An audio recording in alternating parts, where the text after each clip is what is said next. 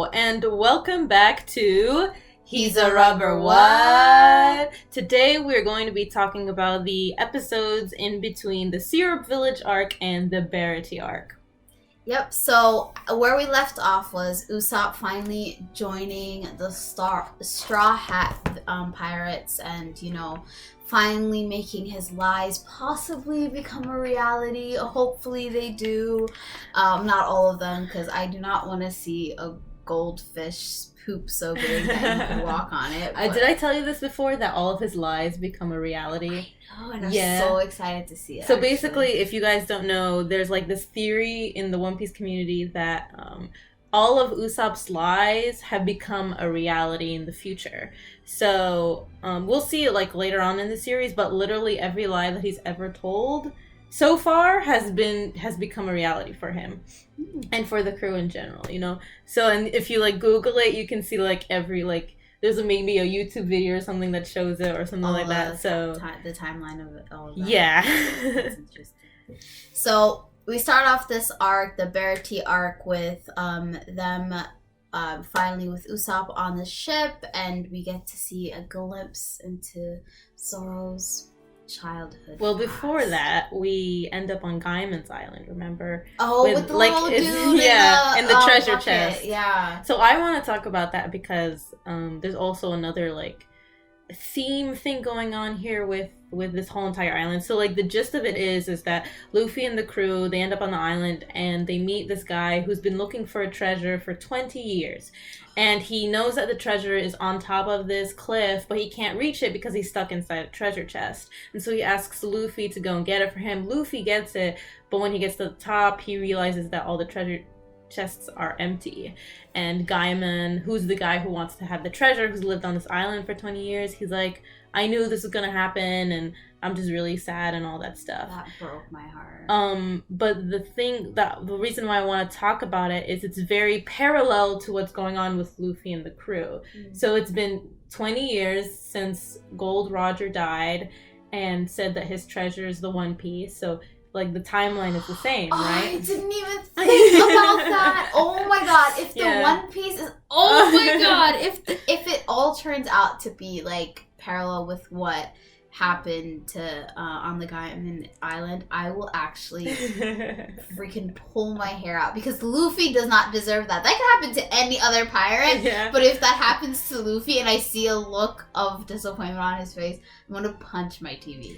No, but the thing is that this island is famous among pirates, and it's the final island in the Grand Line is famous among pirates. Do you know what the final island is called where the One Piece is on? I don't think they've said the name yet, so I won't say it.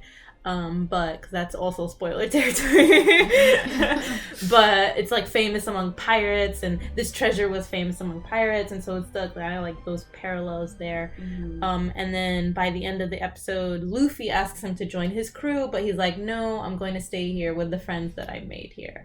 So it's maybe the treasure is the friends you've made along the way. Oh, poo.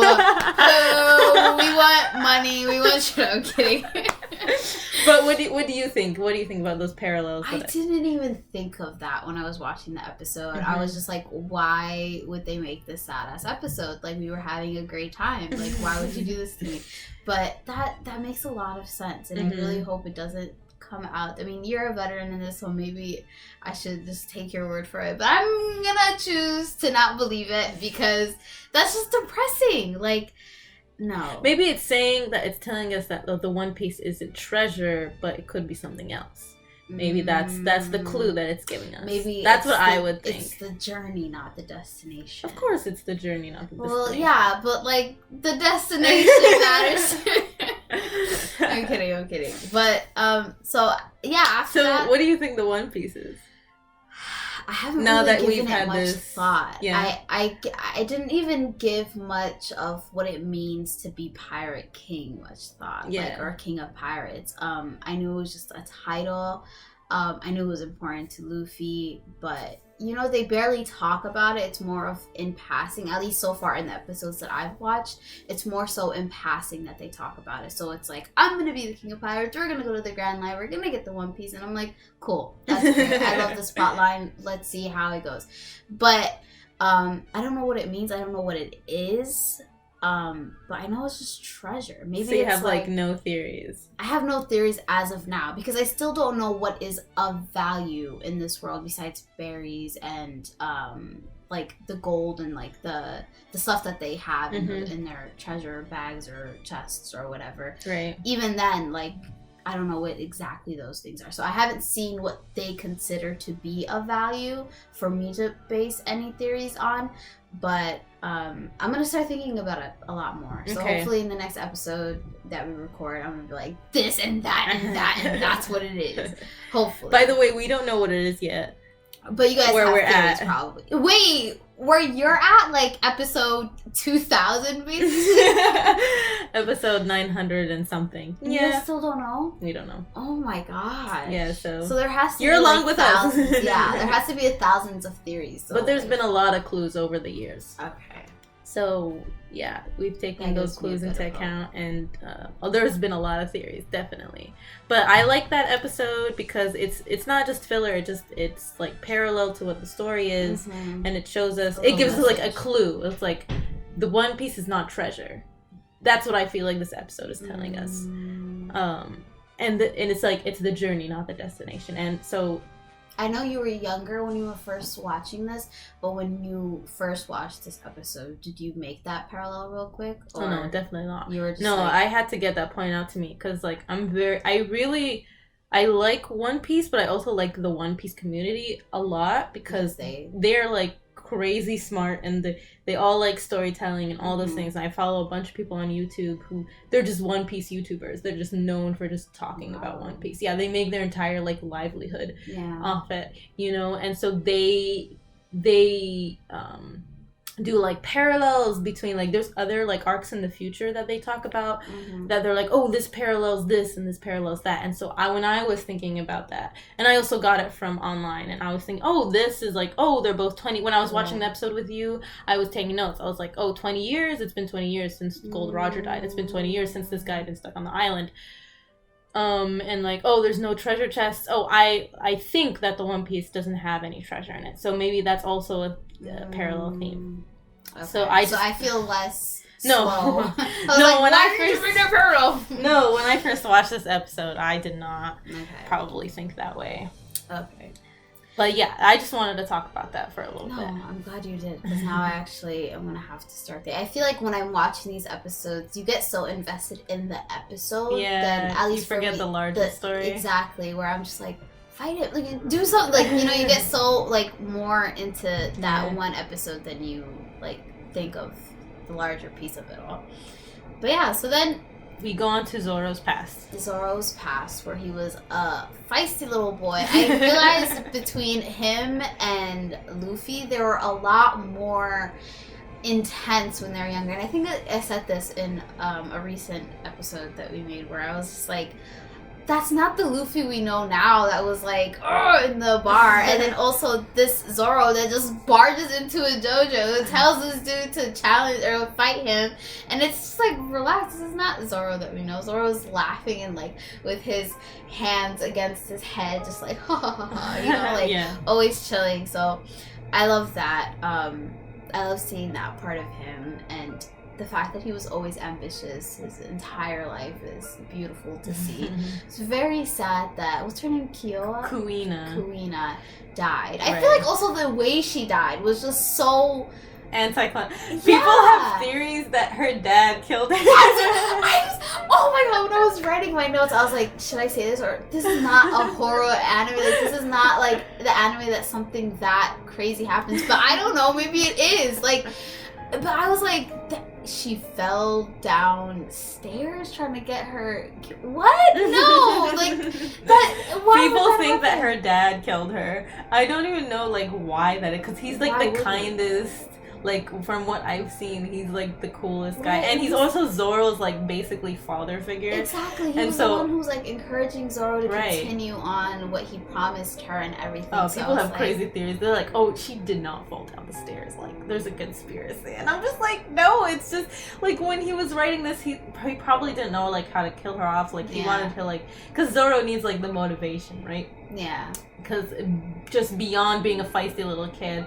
but doing it for somebody else. When you're doing something for yourself, it's not as meaningful, you know. But when you're doing it in case of somebody else, I think that's what he was going for. Somebody else is holding you accountable. And people do die when they fall down the stairs. Yeah, definitely. Like, and she was a little kid. That's true. Like, she was her. What did she say? I don't remember how old she was. Yeah, she was a child. Like when Zoro met her, she didn't even look like a girl. She looked like a boy. Like she didn't have like a chest yet. I don't know. I mean, even the fact that her dad was like, that she couldn't like become the strongest. He only did that because, like, yeah, it's true. Like women have it harder. Like they do, but I don't know. But that made her like want to be stronger. And he was like, oh, she was almost there because you came along. Remember? Yeah. He's like, because you, Zoro, you came along and you challenged her. She went and trained more, and I was very happy because I wanted her to succeed, and I knew that women swordsmen they don't get the same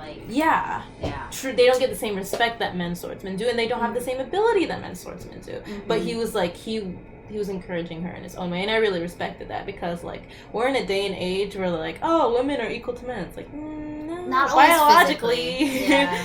Like if a woman wrestled a man, the man would win. Right. If they're both of average strength, average weight, average height. But if the woman trained more than the guy, she would beat him. True. So it's all about like how much you've experienced, how much you've trained, and like who's challenging you. Exactly. And that's why he was happy that Zoro came, but then she dies. And I feel like with this arc, I understood this arc to be more of the foundation for us to see who Zoro is and his ambitions and motivations. And I've realized I had a lot of problems with the way that they did it, which is new to me because if you guys have noticed, I've literally have just been like, this was so great. Like I have no like criticisms or anything, but I had a problem with the way she died too. I feel like it was anticlimactic. It came out of nowhere. I felt like he wasn't really ready to have such an important person to him just be gone, you know. And even though it did motivate him, and you know, it was important for his character development, I also did not like the way that they introduced Mihawk, and that might is wrong with you? Okay, so I feel like we're not talking about Mihawk until the variety episode, okay, but I'm just throwing that out there. I was disappointed with Mihawk. Oh my god, I know, how dare you. I know. I mean, I think he's a cool dude. He was so like, he was really cool when he came through with like sitting on it looked like a throne, right? Basically a throne boat. Yeah, and that was so dope. Like my respect for him went through the roof just by that. I was like, you're bad, you know you're bad, and I loved it. And like how everybody was like, oh my god, Mihawk. But like, I don't know, I just felt like it came, and it wasn't fair to Zoro. And the way I what I mean by this, right? Okay, what I mean by this is just the fact that, like, even though in these last episodes we have seen that Zoro is super strong, super competitive, like, he is not going to back down from a fight even when it looks like he's losing, and he keeps getting back up. Yes, we know all of that about Zoro, but from where we are now, in this arc at least, I did not think he was ready to fight the best swordsman there is currently, right? Or the what do they call Mihawk? The greatest swordsman? He was the strongest. He's the greatest swordsman in the world. Right. The strongest, yeah. The strongest. So I didn't think he was ready, and there was no way that it would have helped the way that Zoro looked, if that makes sense. Like, if he had won, I would have been like, no, how would he have won? Like, we haven't seen him prove himself necessarily. I see your point. Yeah. Your point is that he wasn't ready. Right. But that's the point. The point is he thinks he's ready, but he's not. And he gets, like, trashed around by this guy. Right. And even when Luffy tried to punch him, he dodged him so easily. So, like, we're seeing our two strongest characters that we've seen, our heroes that we've seen so far, main characters. Not actually be the strongest in the world. And they're not the strongest in the world. Right. And so you have to understand that this shows the level. Even Zoro says, he's like, is the strongest this much far away from where I am right now? Like, he says that when he's fighting with Mihawk. So the point of this fight, which I think is genius, by the way, it's just to show us the difference in level between our two main protagonists, who are the strongest people that we've seen in the series so far, and the supposed strongest in the world. Like, they have a long way to go. And the fact that he sets this up so early on in the story just blows my mind, because this world is going to expand more than you will ever think. Right. And this foreshadowing shows that growth. That when you put it like that, I understand where you're coming from, and I think that too. I think showing that the two strongest people that we as the viewers know so far aren't as strong as we thought they are is genius. I just felt like maybe I'm just being biased, because when I saw Zoro on the ground, he was all sad and everything. I was like, no, you're ready. It's not your fault. But obviously Zoro and Luffy, they're the type of people that when they know they're not ready, they're still going to challenge themselves to see what they need to improve on. Right. And I respect that. But I just felt like, just wait a little while, you know, like let him fight a couple more people, let him show himself. And I also feel like the last few fights that we've seen Zoro have with villains, he's more so like, he's always like getting like gutted, but he's still getting up and like fighting. But I'm like, I want him to fight someone where he's not like, he has like a challenge. Yeah, right? You know? I just felt like it wasn't fair to him, but I understand it was more so for motivation and for ambition and for us to see. And for understanding that how far away he is. From his goal, basically. Because he thought like, oh, easy peasy, like I can do this. But we can talk about Mihawk in the next later. Later on. But that's just Zoro. I love the way we talked about Zoro during this arc. I felt like he was finally getting, you know, the limelight that he deserves. So is Zoro your favorite character so far? I think Luffy is. Okay, yeah. But Zoro is, I feel like so far, and we'll talk about Sanji too, but I feel like it goes Luffy, Zoro, Sanji, Usopp, and then Nami for me. Oh yeah, you still don't like Nami. I still don't like Nami. But I do understand her a little bit more, even though we know that through this episode, even before this arc, that she had a problem with pirates because of her past. But I feel like this arc has also showed us that it's very important or very emotionally like traumatic, because she ends up leaving them literally, and going on her own thing, and like she was tearing up staring at that poster and everything. So I understand that she is in a very, you know, traumatic like moment in her life, and she has a lot of things to do, and maybe that's why she really needs a treasure. Maybe she has a family that she needs to take care of. Maybe her village was burned down by this pirate and her family's like dying and she's trying to, I don't know, but I understand that she's going through it. I just don't like that she just keeps disrespecting everybody, like leaving them in like in their most vulnerable parts. Like, bro, you're a part of a crew, dude. Like, be nicer. The thing is, she never agreed to be part of the crew. She never agreed, exactly. But she's a part of it by default. And she knows that. She knows that. What was I gonna say? Luffy was not my favorite character for the longest time. It's only recently that I've started to like him. Oh, wow.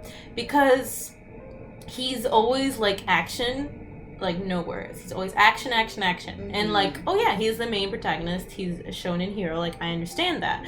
But it always paled in comparison to Zoro, who's like, oh, my ambition and my like loyalty and all that kind of stuff. Like, especially the Mihawk part, that starts to show like his loyalty, and that's where I start to love him, because he's just so loyal to Luffy.